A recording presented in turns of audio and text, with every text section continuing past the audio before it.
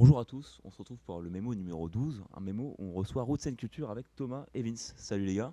Salut, enchanté. Bonjour les copains. Alors ce mémo va se placer sous le signe de la musique, du dub. Et donc, si on vous invite, c'est parce que vous avez un événement spécial cette semaine. Ouais, tout à fait, on a la Skank Invasion 2. Donc ça se passe au Dracard, ce sera de 23h à 7h comme la plupart des soirées là-bas. Et c'est sur la thématique du dub, mais du gros dub bien digital, bien stepper. Celui qui avance et qui t'écrase un petit peu comme un éléphant avec ses grosses basses, quoi. D'accord, bon, je vais laisser aller passer. Donc on va parler plus profondément de cet événement. Et après on aura également la chronique de Francisco. Salut Francisco. Salut. Donc on va parler d'abord des activités de Roots en général. Vous pouvez un peu présenter votre cœur de métier. Ouais, Roots, on organise pas mal d'événements tout au long de l'année, donc principalement des soirées à la Belle ou au Drac. Et après, évidemment, le Roots and Culture Festival, donc ça se passe en avril. Je sais pas si on peut encore trop donner la date. Évite, Non? évite, évite. Ok, on évite. Mais, euh, mais ouais, voilà, ça se passe sous le format d'un open air en fait. Et on fait venir du coup des artistes de la région, nationaux ou internationaux, pour 2 jours sur le format open air festival, sound system et grosse chill quoi. Surtout Sound System, hein. L'idée c'est vraiment de Surtout. ramener des gros murs qui vont résonner partout sur le campus Saint-Martin-d'Air et bien faire mal au tympan de nos festivaliers, avec plein d'amour. Et justement, pour tous ceux qui sont qui sont un peu familiers de cet univers, des musiques que vous proposez, est-ce que Mhm. vous pourriez un peu l'expliquer Alors un sound system, grosso modo. Bon alors c'est un mur de son avec plusieurs, il y a des scoops, il y a des kicks et il y a les aigus, donc c'est un peu la formation du sound system. Grosso modo, ce que ça va changer par rapport à un format classique de festival, c'est qu'en fait, contrairement à des festivals où il y a une scène et là, on regarde surtout voilà, l'artiste qui est en train de jouer, etc. Dans le sound system, c'est pas du tout ça, on s'en fout de la scène. Ce qui compte, c'est la musique. Et donc, c'est pour ça que le sound system, qu'est-ce qu'il y a de particulier? Alors, je suis pas expert là-dedans non plus, mais grosso modo, il permet d'avoir des basses très fortes qui résonnent beaucoup, et donc c'est vraiment un ressenti de la musique qui est recherché.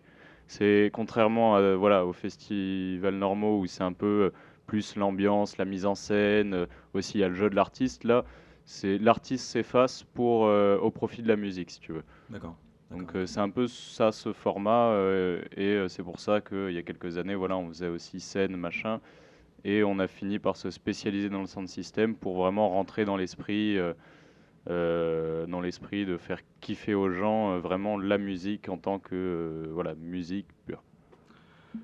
Alors, si je peux juste me permettre de revenir, toi tu demandais sur le dub un petit peu, pour Ouais, situer un petit peu aux gens ce que c'est que le dub.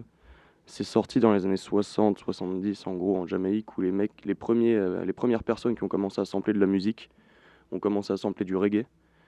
Et ça a donné le dub justement. Le but c'était simplement de faire un continu instrumental, une prod en fait si on veut faire le parallèle avec le rap aujourd'hui, pour qu'ensuite t'aies les MC qui viennent chanter par-dessus avec leur grosse voix de reggae man et que ça se passe comme ça ensuite si tu veux. C'est les prémices du hip-hop version reggae si on peut dire le dub. d'accord. Donc avoir une boucle de musique qui passe en continu et Voilà, en en faisant gros, des effets en mettant en avant les basses. c'est ça, ouais. Ouais, la grosse particularité du dub, c'est que tu vas avoir, quand tu l'écoutes bien avec la bonne sono ou le bon sound system, quand tu es vraiment dans la bonne situation, c'est vraiment la base que tu vas retenir de ton événement, ouais. Et vis-à-vis de la scène grenobloise, vous avez plusieurs collectifs à faire ce genre de musique ou pas? À Grenoble, ouais, franchement, quelques années. Ouais, c'est une des petites villes en concurrence pour être capitale du dub, même si bon, on n'arrive pas à la cheville de Nantes. Et non, en gros, on a le Roots Collectif qui est là de présent depuis pas mal d'années, qui fait beaucoup de soirées. On a aussi maintenant le Welcome qui fait un petit peu qui en fait un petit peu. On a le Noise qui a lancé son festival il y a quelques années où ils font techno et reggae, techno et dub, pardon. L'Alpine Dub, bien sûr, il y a à 1 heure d'ici dans les montagnes à 1500 mètres, justement organisé par les gens de Rootsco. D'accord. Donc ouais, franchement, il y a un gros réseau, il y a un gros réseau dub à Grenoble. Et dans Route Culture, il y a aussi un volet un peu solidaire, de ce que je comprends. Vous travaillez avec la Banque Alimentaire. Est-ce que vous pouvez détailler votre collaboration? Avec la banque alimentaire, en fait, on a chaque soirée, on a la possibilité pour nos festivaliers, ouais, de payer en fait un tarif réduit s'ils amènent en échange des denrées alimentaires. Donc à la base c'était des pâtes, puis ça s'est retrouvé en fait au festival avec toutes sortes de denrées alimentaires pour voilà en fait les personnes qui bénéficient de dons auprès de la banque alimentaire. Et donc, grosso modo, sur le festival, c'est en général des réductions de 4, 5, 6 euros sur le prix de l'entrée en échange de 3 kilos de denrées alimentaires. Et Ok. tu vois, du coup, là, grosso modo, chaque année, c'est 5, 6 tonnes, Ouais, autour de 5 tonnes. Ouais, Donc Roots, c'est le premier festival où 5, on 6 vient avec tonnes son sac de récoltées, course quoi. et on repart avec C'est ça. des acouphènes. Non, je sais pas. Ouais, c'est un peu l'idée, ouais. Non, Pas il y a... des acouphènes, non, mais. Ouh, Non, cette année, non, j'en sais rien, moi. Mais et pas voir au BF. Mais ouais, non, c'est ça un peu. Et donc, du coup, ce partenariat, on le renouvelle d'année en année. On a des très bons contacts avec la banque alimentaire. C'est des gens en plus qui bah, voilà, sont motivés, sont passionnés. Et à chaque fois, ils n'hésitent pas à faire le déplacement pour venir nous aider aux soirées, pour récolter et tout. Donc, c'est un super partenariat et on en est très fiers. casse dédié à Sylvain, avec son petit crâne reluisant, là, il est tellement sympa. Directeur de la banque alimentaire. On va revenir sur l'événement que vous organisez vendredi, la Skank Ouais, Invasion 2, je prononce bien. ouais, Skank, c'est ça, ouais. C'est ça, ok, super. super. Alors ça se passera au Drakkar de 23h à 7h avec pour tête d'affiche Iron Dubs, Stepper One, OB, OBA, ouais. OBA pardon, et un warm-up par votre DJ, enfin votre crew C'est ça, ouais. de DJ. Alors le RNC Crew, ouais, c'est les anciens de Roots ou éventuellement les satellites de Roots, très bons copains des anciens ou de nous cette année, qui savent mixer un petit peu et qui ramènent soit leur fichier MP3, soit leur gros vinyle, et qui après font jouer ça. Généralement, ils nous font les warm-up en début de soirée, ouais, ça se passe très bien. Et comment vous travaillez avec les artistes que vous choisissez pour vos événements? Ça, du coup, c'est plutôt justement la prog qui s'en charge. Donc, Ouais. eux, justement, en prog, enfin, d'année en année, c'est des passionnés du milieu. Donc, du coup, eux, ils savent très bien qui choisir. Et tu vois, pour nous, c'est bien parce que on peut aller voir notre prog et leur dire, OK, vous avez ces mecs-là. Et ils savent que ces artistes pourront jouer ensemble, ils vont bien. Ils sont dans des maisons, soit dans la même maison, soit dans des maisons qui se chamaillent pas, quoi, on va dire. Donc, c'est eux après qui voient plus du coup, le côté prog. Nous, on reste un peu distant par rapport à ça, mais chaque soirée, on leur fait confiance parce ils savent comment faire pour que la soirée soit. Enfin, la programmation de la soirée rencontre un public bien défini, quoi. Soit cohérent par rapport à ce que vous Ouais, proposez. c'est ça. Exactement, ouais. Cette année, ça risque d'être très cohérent parce que ce dont je t'avais parlé au début de l'interview, là, le gros stepper digital, enfin le gros dub stepper et digital, justement, qui est bien, pas forcément lent, mais au contraire un petit peu dynamique par rapport aux autres, même si ça paraît lent par rapport aux autres musiques électroniques. Un truc bien lourd, un truc bien gras, ça, c'est ce que les festivaliers, notre public risquent de rencontrer à peu près toute l'année. Particulièrement parce que notre Espo Proc, c'est un grand fan de ce style-là et qu'il le met très bien en valeur avec des procs bien cohérentes, justement. La billetterie, est-ce qu'elle est toujours en ligne pour cet événement? Ouais, la billetterie est toujours en ligne. Alors, je ne saurais plus te dire exactement à quelle heure elle ferme, mais elle ferme quelques heures avant le début de l'événement, en début de soirée vendredi.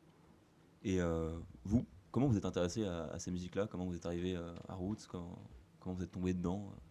Tu veux commencer ou... Ouais, je vais peut-être commencer. Vas-y. Moi, après, j'étais de base un peu passionné par le reggae, donc du coup, je suis venu à Roots, voilà, par passion. Après, je connaissais pas trop le dub, un petit peu, mais voilà, j'en écoutais pas plus que ça. Et en fait, déjà, bon, j'aime bien et j'ai appris en fait à découvrir un peu le style et c'est un peu comme avec tout style de musique, quoi. Au début, tu rencontres un nouveau style, t'es là, c'est quoi ce truc, je connais pas. Puis finalement, quand bon, t'apprends à connaître un peu les artistes, tu vois aussi qu'il y a des sous-genres dans le truc. Et en fait, ouais, moi, ça me plaît beaucoup. Et après, je sais pas, Thomas, toi. Alors, ouais, je suis tout à fait d'accord avec ce qu'il vient de dire. En gros, les gens qui viennent à Roots and Culture, qui viennent de GEM, ont plutôt deux profils. Celui de Vincent qui kiffe le reggae et qui viennent justement parce qu'ils savent qu'il y a cette identité qui va être, qui va définir qui va définir un petit peu le pôle associatif. C'est important. C'est très important. Gros bisous à toi, Yaman. Brian. Et non, il y a beaucoup de gens justement qui adorent le reggae de base et qui viennent à Roots. Et il y a d'autres gens un peu plus comme moi qui écoutent du reggae sans forcément pour autant être passionnés, en être passionné, pardon. mais qui par contre savent qu'il y a une mentalité entre guillemets, très ouverte d'esprit, très chill, très...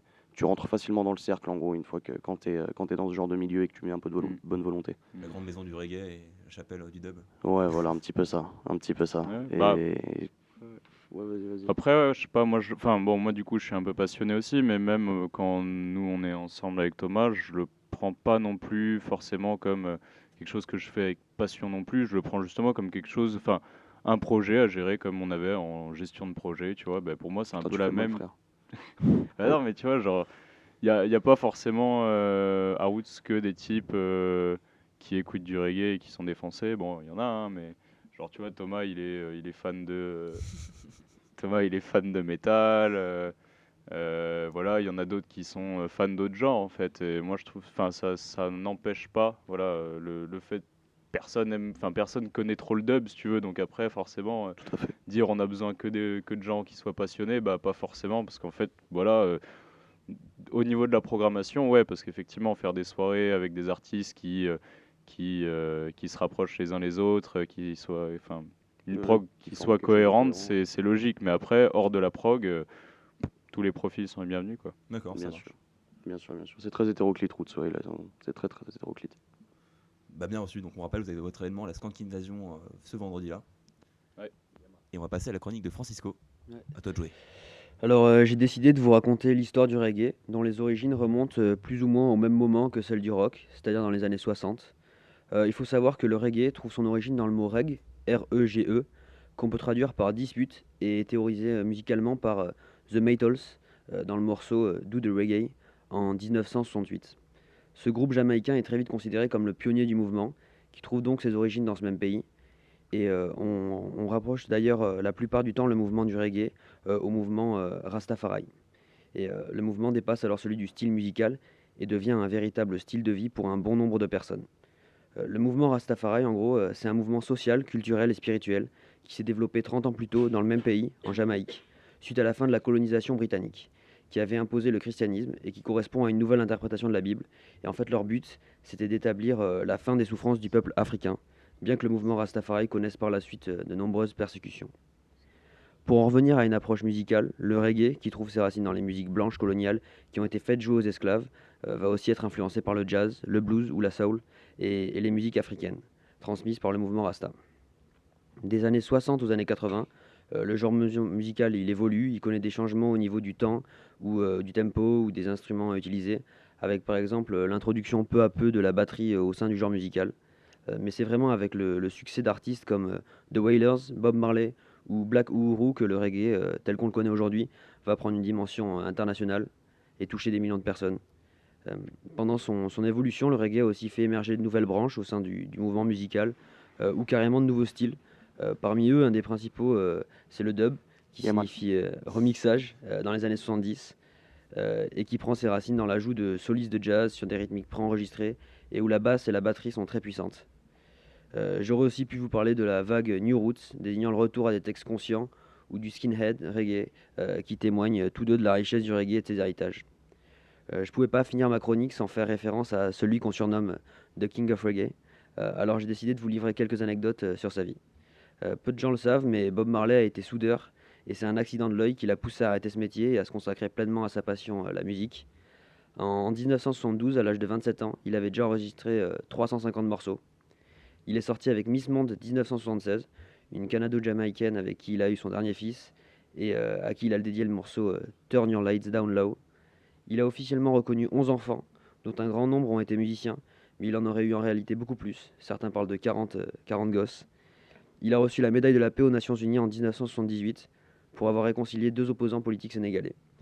Et je finirai sur les derniers mots de Bob Marley, ce qu'il a prononcé à son fils Ziggy juste avant de mourir, et qui en disent sûrement beaucoup sur sa philosophie, celle du mouvement reggae et celle du mouvement Rastafari. L'argent ne peut acheter la vie. C'est beau, putain. Bravo, bravo.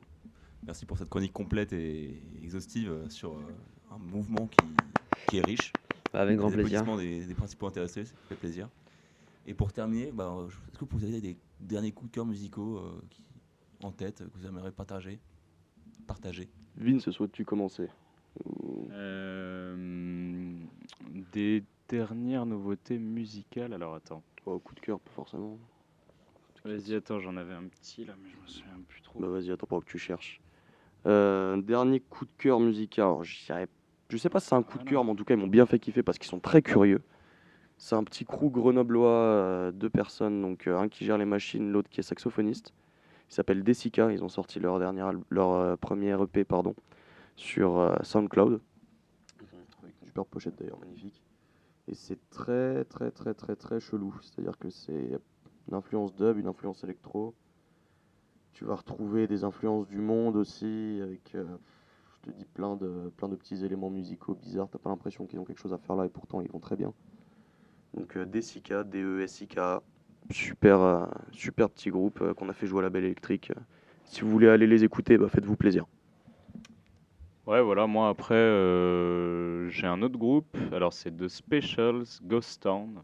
Ok. Je sais pas si tu Si, connais. si, bien peut-être. sûr, ouais. Si, ouais, bah voilà. Donc ça, c'est connu, voilà. Donc, je vous en dis pas plus et je vous laisse découvrir un petit peu le son. Est-ce que tu penses que Grenoble, c'est une ville fantôme? Grenoble, une ville fantôme? Non, mais il y a des fois, elle fait bien peur quand même, Grenoble.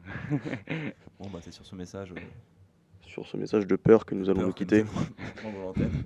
Merci Francisco, merci Vince, merci Thomas et merci à la technique. Merci micro-ondes. Au revoir. Merci, micro-ondes.